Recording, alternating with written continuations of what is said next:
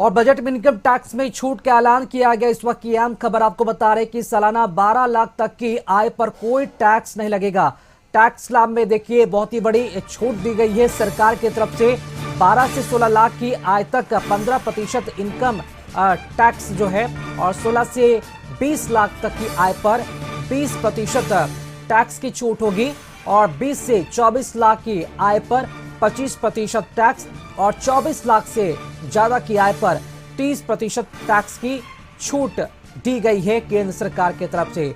तो केंद्रीय वित्त मंत्री निर्मला सीतारमण आज संसद में बजट पेश कर रही हैं और इस बजट के बीच इस वक्त की बड़ी खबर है। बजट में इनकम टैक्स में छूट का ये बड़ा ऐलान किया गया है मिडिल क्लास लोगों के लिए और बहुत ही बड़ा ये राहत कह सकते हैं, क्योंकि हर समय हर वर्ष टैक्स स्लैब में बदलाव की उम्मीदें रखता है एक मिडिल क्लास का जो फैमिली होता है, क्योंकि सालाना आय पर जो टैक्स की जो दरें हैं वो कम कर दी गई, उस पर छूट दी गई है। 16 से 20 लाख पर 20% टैक्स की छूट दी गई है।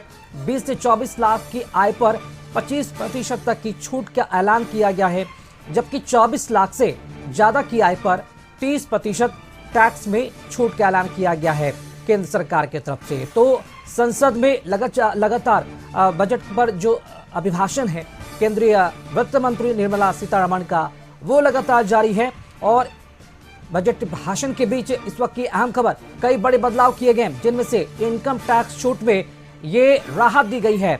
बजट में इनकम टैक्स में छूट का बड़ा ऐलान किया गया है। सालाना 12 लाख तक की आय पर अब कोई टैक्स नहीं देना होगा। 12 से 16 लाख की आय तक 15% इनकम टैक्स लगेगा।